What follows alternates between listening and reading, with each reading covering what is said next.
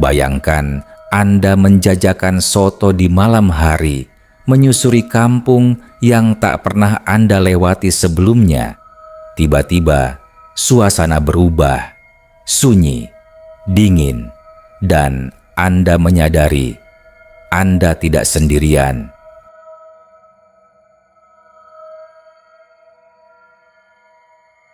Namaku Sardi. Aku penjual soto keliling. Sudah hampir 15 tahun aku dorong gerobak dari kampung ke kampung, dari siang sampai kadang larut malam, demi menyambung hidup.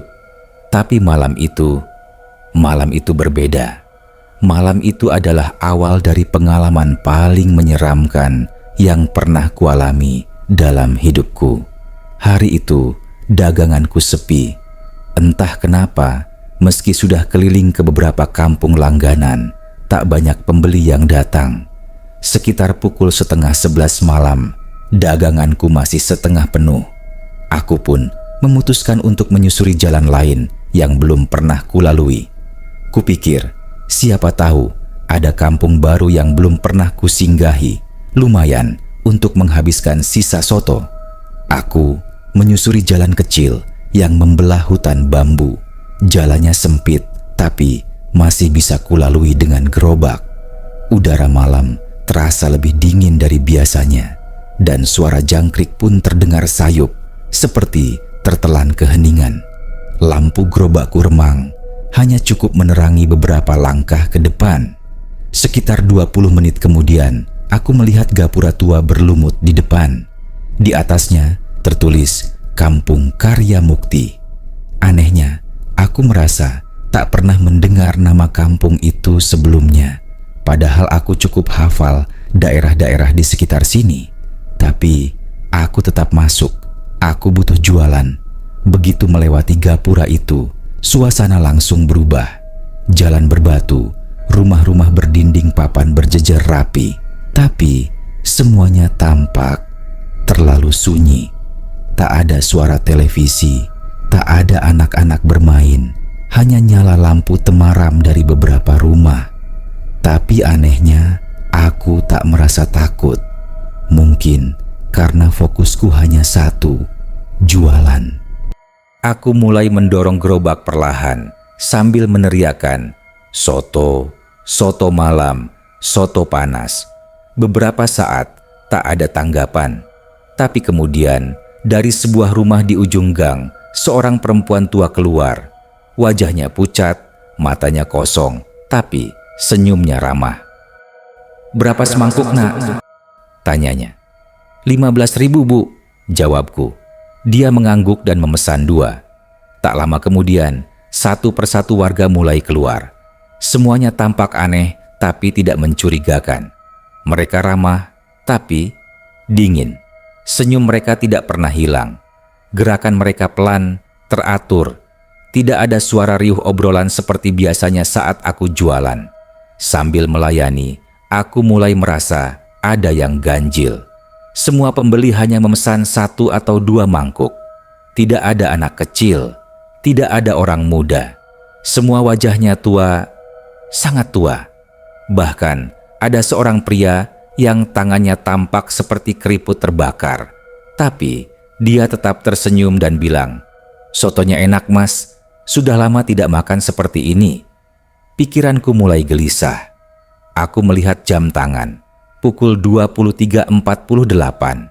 Harusnya aku sudah bersiap pulang.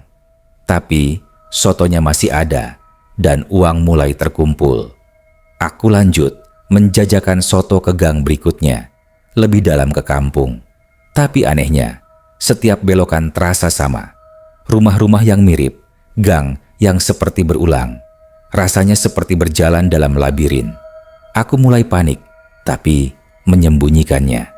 Aku terus dorong gerobak sambil menawarkan soto, berharap menemukan jalan keluar. Di persimpangan berikutnya, seorang anak kecil berdiri di tengah jalan. Dia diam saja menatapku. Wajahnya pucat, seperti tak pernah terkena sinar matahari. Bajunya seperti baju anak tempo dulu, lusuh dan kebesaran.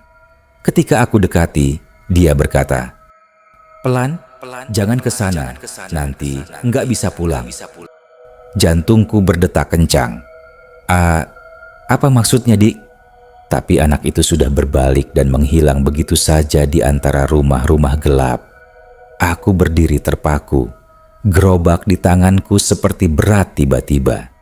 Keringat dingin mengalir dari pelipis, meski malam itu udara menusuk. Perasaanku tidak enak, dan untuk pertama kalinya aku merasa seharusnya aku tidak berada di sini. Aku putuskan untuk balik arah. Tapi jalan yang kulewati sebelumnya hilang. Tak ada tanda-tanda gang tempat aku masuk. Semua terlihat sama. Aku mulai melangkah cepat, mendorong gerobak dengan cemas. Tapi semakin aku berjalan, aku hanya kembali ke titik semula, di depan rumah perempuan tua yang pertama membeli soto. Dia berdiri di sana, masih dengan senyum yang sama. Mas, tambah 2 mangkuk lagi ya. Waktu itu aku tidak menjawab. Aku hanya melihat matanya. Gelap. Tak ada pantulan cahaya, seolah-olah matanya kosong. Aku tidak tahu bagaimana bisa aku masih bertahan malam itu. Tapi sejak saat itu, aku sadar. Aku telah masuk ke tempat yang salah. Sangat salah. Setelah kejadian dengan anak kecil itu dan perempuan tua yang tiba-tiba muncul kembali di tempat yang sama, aku benar-benar merasa ada yang tidak beres. Tapi aku berusaha tetap tenang. Aku masih berusaha percaya bahwa mungkin aku hanya kelelahan. Mungkin kampung ini memang memiliki tata letak yang membingungkan. Tapi semakin aku mencoba berpikir rasional, semakin banyak hal yang tidak bisa dijelaskan. Aku terus mendorong gerobak, mencoba mencari jalan keluar yang bisa membawaku kembali ke jalan utama. Tapi setiap gang yang kulewati, setiap rumah yang kulewati, semuanya terlihat sama. Sama bentuknya, sama warnanya, bahkan pepohonannya pun terasa seperti salinan. Aku sempat berhenti di sebuah pertigaan kecil dan duduk sebentar di bangku kayu di samping jalan. Badanku gemetar, bukan hanya karena lelah, tapi juga karena perasaan aneh yang terus menekan dada. Lampu jalan di atas kepalaku berkedip-kedip. Setiap kali cahaya padam sebentar, aku merasa ada sesuatu yang bergerak di ujung penglihatanku. Tiba-tiba terdengar suara gerobak lain. Berderit, pelan, mendekat dari arah belakang. Aku berdiri dengan cepat, menoleh. Tidak ada apa-apa, jalan kosong. Tapi aku bersumpah, aku mendengar suara yang sama persis seperti roda gerobakku ketika berderit tadi. Aku diam beberapa detik, mencoba menenangkan napas. Saat aku hendak melangkah lagi, seorang pria muda tiba-tiba muncul dari balik gang. Dia tinggi, kurus, mengenakan baju lurik dan celana cingkrang. Wajahnya tidak asing, tapi aku yakin belum pernah bertemu dengannya. "Mas jualan soto ya?" tanyanya sambil tersenyum. Senyumnya terlalu lebar, tidak wajar. Aku mengangguk. "Iya mas, mau pesan?" Dia menunduk sejenak, lalu tertawa kecil. "Sudah lama sekali nggak ada yang lewat sini. Mereka semua pasti senang malam ini." Maksudnya? Dia tidak menjawab. Ia hanya melangkah pergi begitu saja ke arah rumah di ujung jalan. Aku bingung, tapi tubuhku seperti dipaksa untuk mengikuti. Ketika aku sampai di depan rumah yang dimaksud, pintunya terbuka sedikit. Tidak ada suara, tapi aroma aneh keluar dari dalam. Bukan bau busuk, tapi bau wangi yang menusuk, seperti dupa dicampur tanah basah. Aku menatap ke dalam, kosong. Namun ada foto tergantung di dinding ruang tamu. Agak kabur, tapi masih bisa kulihat. Foto sekeluarga, ayah, ibu, 2 anak. Tapi wajah-wajah mereka, aku mengenalinya. Itu orang-orang yang tadi membeli soto dariku, termasuk anak kecil yang memperingatkanku untuk tidak ke arah tertentu. Seketika, tubuhku kaku. Aku mundur perlahan. Aku tidak tahu bagaimana caranya, tapi naluriku berkata, Aku harus keluar dari kampung ini sekarang juga. Aku berbalik dan mulai mendorong gerobak lebih cepat. Roda kirinya mengeluarkan suara berderit terus-menerus, seperti menjerit. Aku melewati gang yang sama, tapi tak menemukan jalan keluar. Sambil terus berjalan, aku memperhatikan satu hal lagi. Jam tanganku tidak bergerak. Jarumnya berhenti di pukul 23.48. Waktu ketika aku pertama kali melihat kampung ini, langkahku makin cepat. Aku mulai terengah-engah. Rasanya seperti dikejar oleh sesuatu yang tak terlihat. Aku mencoba tidak melihat ke kiri atau kanan lagi. Setiap rumah seolah memiliki mata. Aku merasa diawasi. Ketika aku kembali ke jalan besar kampung itu, aku melihat ada sebuah warung kecil yang tampak buka. Cahayanya terang. Di depan warung duduk seorang lelaki tua dengan peci hitam. Wajahnya lelah tapi ramah. Aku langsung menghampirinya. Pak tahu jalan keluar dari sini?" Dia menatapku lama, lalu mengisyaratkan agar aku duduk. Mas, kampung ini bukan untuk orang seperti kita," katanya pelan. Aku menelan ludah. "Maksudnya?" "Kampung ini dulunya benar-benar ada, tapi sudah lama ditinggalkan. Warga yang tinggal di sini sudah lama meninggal, tapi kadang mereka masih menerima tamu." Aku tidak bisa berkata apa-apa. Otakku menolak informasi itu, tapi tubuhku gemetar hebat. "Saya bisa bantu, tapi Mas jangan balik ke arah sana lagi. Jalan satu-satunya hanya satu, lewat belakang musala. Tapi Mas harus jalan sendiri. Gerobaknya tinggal saja." Aku tidak ingin meninggalkan gerobakku, tapi naluri bertahan hidupku lebih kuat. Aku mengangguk. Sebelum aku pergi, lelaki tua itu menatapku dalam-dalam dan berkata, "Kalau mendengar suara manggil nama Mas, jangan menoleh. Apapun yang terjadi, jangan menoleh." Aku berjalan mengikuti arah yang ditunjukkan. Semakin aku melangkah menjauh, semakin suara kampung itu terdengar tidak wajar. Suara langkah-langkah kaki yang mengikuti, suara mangkuk pecah, suara anak kecil tertawa di belakangku. Tapi aku terus berjalan. Aku tidak menoleh. Dan akhirnya aku melihat cahaya dari jalan raya di kejauhan. Begitu aku melihat cahaya jalan raya dari kejauhan, dadaku terasa lega. Akhirnya aku bisa keluar dari mimpi buruk ini. Kaki ini kupaksa berlari, meski tubuh sudah hampir roboh karena kelelahan. Nafasku tersengal. Setiap langkah terasa berat, tapi harapan membuatku terus bergerak. Namun, ketika aku benar-benar sampai di jalan aspal yang katanya jalan utama, jantungku terasa berhenti sejenak. Itu bukan jalan yang aku kenal. Lampunya memang terang, tapi tidak ada kendaraan lewat. Tidak ada rumah, tidak ada suara, hanya hamparan jalan lurus dan hening. Terlalu hening. Aku berdiri di tengah jalan, bingung, mencoba mencari petunjuk arah. Tapi tidak ada rambu, tidak ada pos ronda, bahkan tidak ada suara jangkrik. Seolah aku masuk ke ruang kosong. Aku menoleh ke belakang. Kampung itu sudah tak terlihat, hanya ada pohon-pohon besar yang tidak kukenal. Panik mulai naik lagi ke tenggorokan. Aku mulai berjalan menyusuri jalan aspal itu ke arah kiri, berharap menemukan warung, rumah, atau sekadar orang lewat. Tapi 15 menit berjalan, tak ada apa-apa. Lalu aku melihat sesuatu dari kejauhan, sebuah rumah dengan lampu menyala. Lega rasanya. Aku berlari ke sana, meski langkahku makin goyah. Tapi saat aku mendekat, tubuhku langsung membeku. Itu rumah yang sama. Rumah perempuan tua yang pertama kali membeli soto dariku.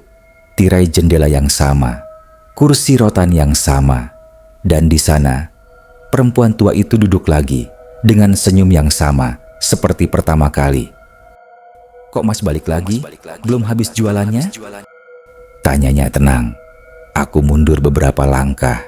Dadaku sesak, mataku mulai panas. Aku sadar, aku tidak benar-benar keluar. Aku masih di dalam lingkaran kampung ini. Atau mungkin lebih buruk lagi, aku sudah masuk ke dalam sesuatu yang bukan dunia kita. Aku memutar badan, berlari ke arah berlawanan. Jalanan mulai terasa kabur. Udara mendadak berat, seperti masuk ke dalam air. Setiap langkah terasa seperti melawan arus. Mataku perih, entah kenapa. Tapi aku tidak berani berhenti. Beberapa saat kemudian, aku melihat sesuatu yang membuatku berhenti mendadak. Gerobakku. Ya, gerobak soto milikku. Berdiri di tengah jalan, utuh. Seperti tak pernah ditinggalkan. Uapnya masih mengepul. Ada mangkuk dan sendok rapi di atasnya. Tapi aku yakin, aku sudah meninggalkannya di dalam kampung. Bagaimana bisa gerobak itu muncul lagi di sini? Aku ingin lari, tapi kakiku berat. Lalu aku mendengar suara dari arah gerobak. Mas, tambahin satu mangkuk lagi. Ya, suaranya pelan, tapi familiar. Aku tahu suara itu. Suara anak kecil yang tadi malam memperingatkanku. Tapi kali ini nadanya berbeda. Bukan memperingatkan, tapi mengajak. Mas, aku menunduk, menutup telinga, berusaha mengabaikan suara itu. Mas, tolong aku. Suaranya berubah menjadi parau, berat, seperti suara orang yang bicara dari dalam air. Tiba-tiba lampu di sekitar padam semua, gelap, total. Aku terdiam, tidak berani bergerak. Dalam gelap, aku merasakan angin dingin berhembus di belakang leherku. Nafasku terasa menggantung, jantungku berdetak tak karuan. Dan lalu, suara itu. Noleh mas. Aku teringat pesan lelaki tua di warung waktu itu. Jangan menoleh. Apapun yang terjadi. Tanganku gemetar. Air mata keluar tanpa bisa kutahan. Tubuhku seperti lumpuh. Tapi aku terus berkata dalam hati, jangan menoleh, jangan menoleh. Suara itu semakin dekat, seperti membisik di telinga kiri. Nafasnya terasa, panas, busuk. Tiba-tiba, ada tangan dingin yang menyentuh pundakku. Mas, lihat aku. Seketika aku berteriak sekuat tenaga dan melompat ke depan, berlari membabi buta tanpa tahu arah. Aku lari dan lari hingga terjerembab di semak-semak. Ketika aku membuka mata, aku sudah berada di jalan yang berbeda.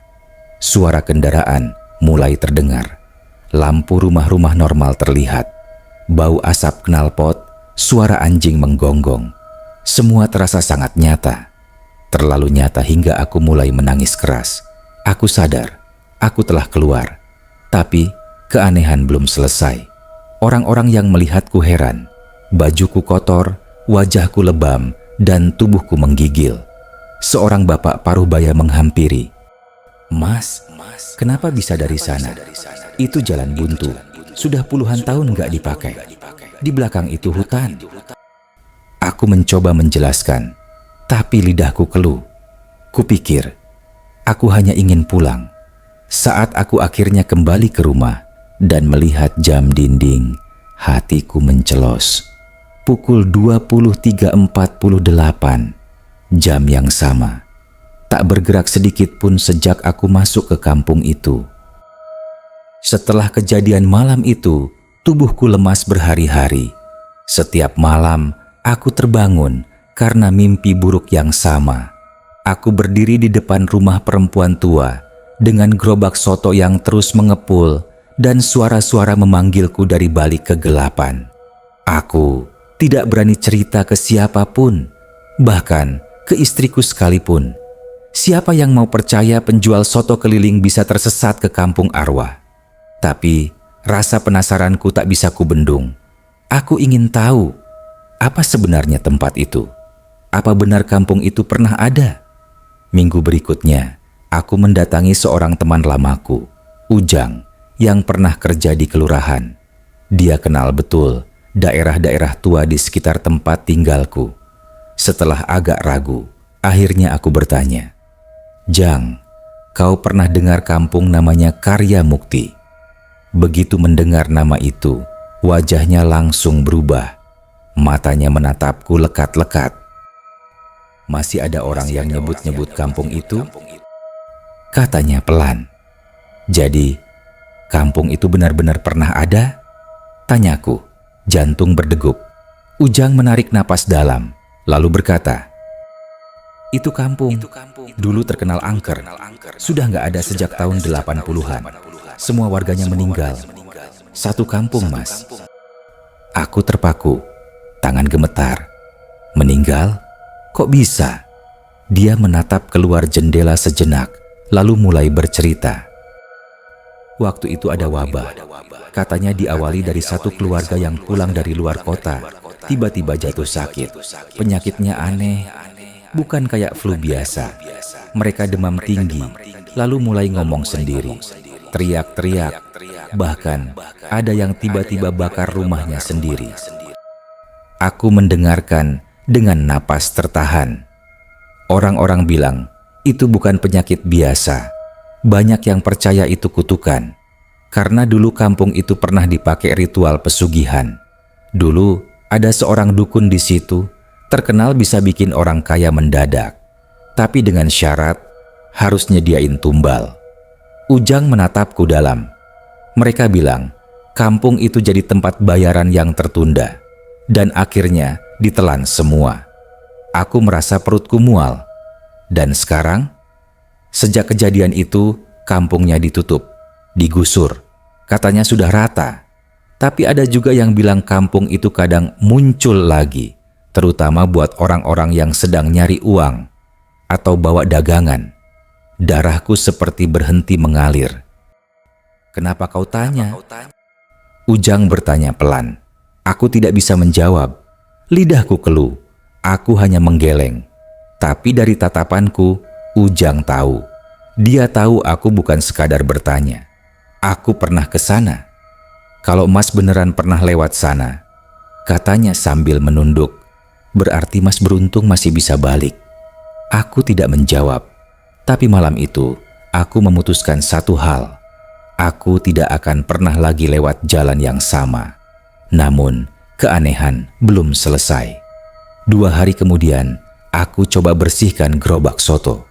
Meski aku yakin sudah meninggalkannya waktu itu, entah kenapa, saat aku bangun pagi setelah kejadian, gerobak itu sudah ada di halaman rumah. Lengkap, bersih, bahkan lebih mengkilap dari biasanya.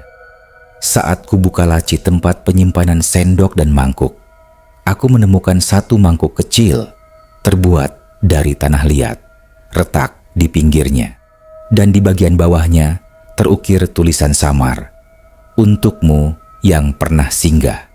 Aku tak pernah punya mangkuk seperti itu, dan sejak saat itu, setiap malam jam 23.48 selalu terdengar bunyi roda berderit di depan rumahku.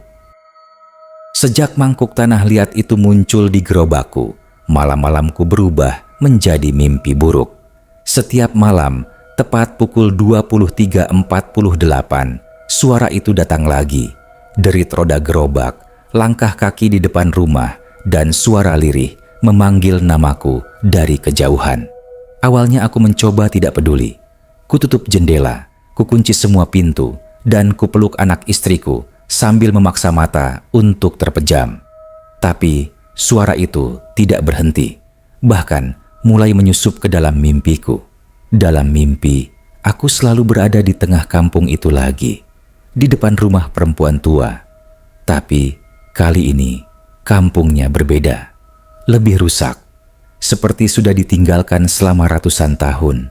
Rumah-rumahnya penuh semak belukar, pohon-pohon tumbuh dari atap, langitnya hitam kelam, dan di ujung jalan, sosok-sosok samar menatapku dari balik kabut. Yang paling mengganggu adalah sosok anak kecil, berdiri diam di pojok jalan. Wajahnya tak pernah terlihat jelas, tapi tubuhnya gemetar. Dan setiap kali aku mendekat, dia selalu berkata, "Mas, mereka belum kenyang." Aku selalu terbangun dengan napas terengah, dan jam dindingku selalu menunjukkan pukul 23.48.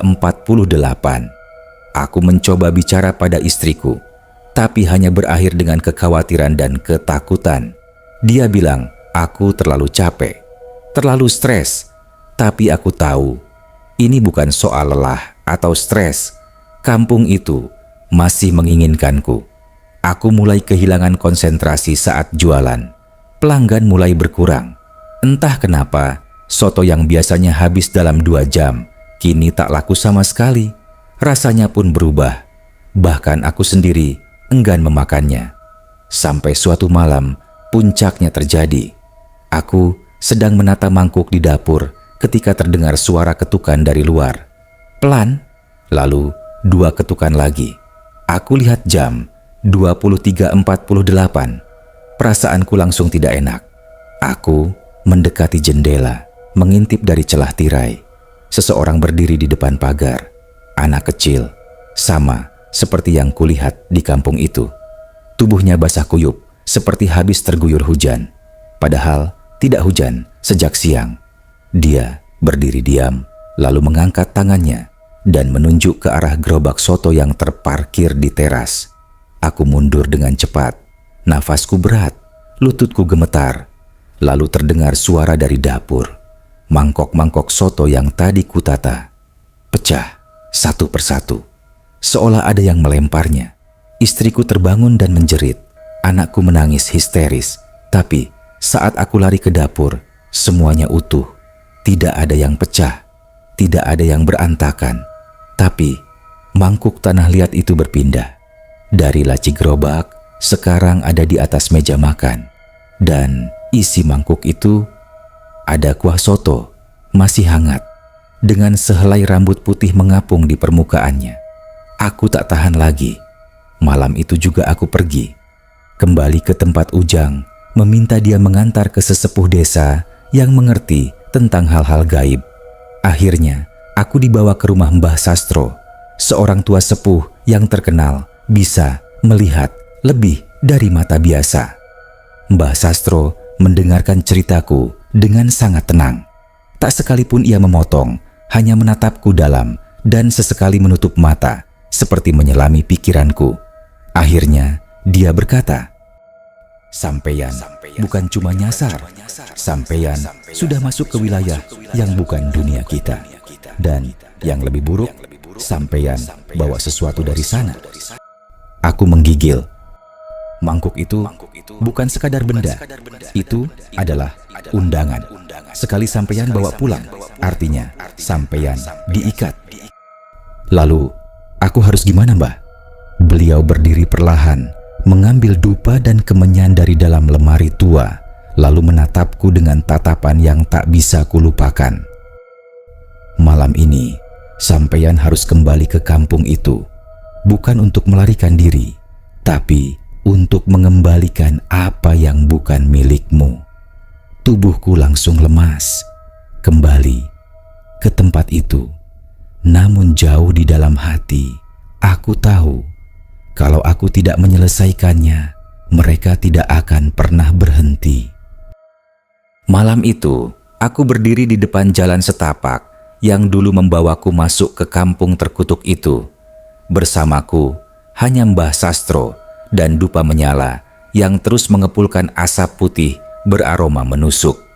Tangan kiriku menggenggam mangkuk tanah liat yang selama seminggu terakhir membuat hidupku seperti neraka. Langit gelap, tapi tidak ada angin, tidak ada suara.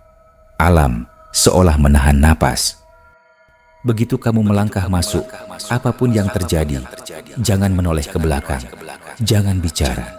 Dan begitu kamu menemukan tempatnya, letakkan mangkuk itu, lalu balik arah.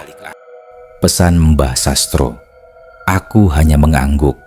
Langkah pertama kuambil dengan tubuh gemetar. Dan saat aku berjalan masuk, udara langsung berubah. Tiba-tiba, semuanya seperti kembali ke malam pertama saat aku nyasar. Tanah becek, kabut tipis, dan suara jangkrik yang sama. Padahal tadi di luar begitu sunyi. Gerobakku tak ada, tapi jalan setapak itu seolah memanggil. Langkah kakiku seperti tidak bisa berhenti. Setiap kali aku ingin mundur, ada sesuatu yang mendorongku terus maju. Udara makin dingin, kabut makin tebal, dan di kejauhan, samar-samar kulihat rumah-rumah tua. Kampung Karya Mukti muncul kembali. Rumah itu masih berdiri. Rumah perempuan tua yang pertama kali menyapaku. Tirainya masih berkibar, dan di depannya ada gerobakku. Persis seperti saat aku tinggalkan. Soto masih mengepul, dan perempuan tua itu duduk di kursinya, tersenyum. "Akhirnya kamu datang kembali, Mas," katanya pelan. Aku menahan napas, tidak menjawab. Dia berdiri, perlahan mendekatiku. Tatapannya dingin, matanya kosong, tapi senyumnya seperti tertanam di wajahnya. "Yang kemarin belum makan semua, Mas. Masa kamu tega pergi sebelum semua kenyang?" Tanganku gemetar, tapi aku tetap melangkah menuju gerobak. Di sampingnya ada sebuah meja kecil yang seperti sudah disiapkan. Tanpa kata, aku meletakkan mangkuk tanah liat itu di atas meja, lalu mundur 3 langkah, seperti yang dipesankan Mbah Sastro. Suara dari balik rumah mulai bermunculan. Suara langkah kaki, tertawa kecil, isak tangis, dan suara lusinan orang yang bicara bersamaan dalam bahasa yang tak ku mengerti. Perempuan tua itu masih berdiri, tapi senyumnya mulai menghilang. "Kalau kamu keluar, jangan pernah tengok ke belakang, karena kalau kamu lihat, mereka akan ikut." Aku berbalik, melangkah perlahan keluar kampung. Jalanan terasa lebih panjang dari biasanya, tapi aku tidak peduli. Aku hanya ingin keluar. Tanganku gemetar, jantungku seperti meledak. Namun di langkah ke-13, aku dengar suara kecil memanggilku. "Mas." Aku menutup telinga. Mas, tolong aku." Suara anak kecil itu lagi. Suara yang dulu memperingatkanku. Tapi kali ini, suaranya seperti penuh luka. Seperti benar-benar minta tolong. Tubuhku berhenti. Mas, mereka belum selesai." Aku menggigit bibir, menahan isak, tapi aku tidak menoleh. Langkahku berlanjut, dan dalam sekejap, semuanya menghilang. Kabut lenyap, udara kembali hangat, dan aku berdiri di tempat yang berbeda. Jalan setapak dekat jalan raya, seperti malam aku pertama kali tersesat. Tapi malam itu terasa berbeda. Tidak ada rasa lega. Tidak ada kelegaan seperti dulu.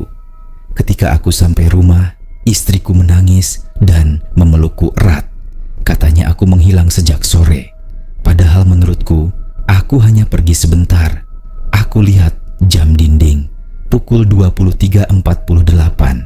Dan kali ini, jarumnya bergerak, detiknya berjalan. Aku menangis pelan. Aku pikir semuanya sudah selesai. Namun seminggu kemudian, saat aku membereskan gerobak, aku menemukan sesuatu yang membuat darahku membeku. Sebuah mangkuk kecil dari tanah liat, retak di pinggir, tapi bukan milik yang sama. Yang ini ada ukiran nama, Sardi, namaku, dan di dalamnya bukan kuah soto, tapi secari kertas kecil bertuliskan, "Giliranku, kau sudah antar 1, sekarang gantian." Dan sejak malam itu, suara roda gerobak mulai terdengar lagi. Tapi bukan dari luar rumah, dari dapur, tempat biasa aku meracik soto. Cerita ini bukan sekadar kisah penjual soto yang tersesat. Ini adalah pengingat bahwa dunia ini menyimpan banyak hal yang tak bisa dijelaskan logika, bahwa ada tempat-tempat yang seharusnya tidak pernah kita singgahi, bahkan secara tidak sengaja. Terima kasih telah menonton hingga akhir. Kalau kamu suka kisah horor nyata seperti ini, klik tombol subscribe dan nyalakan loncengnya agar kamu tidak ketinggalan cerita mencekam berikutnya. Sampai jumpa di kisah nyata berikutnya. Tapi ingat, jangan pernah menoleh ke belakang kalau kamu mendengar suara yang memanggil di tengah malam.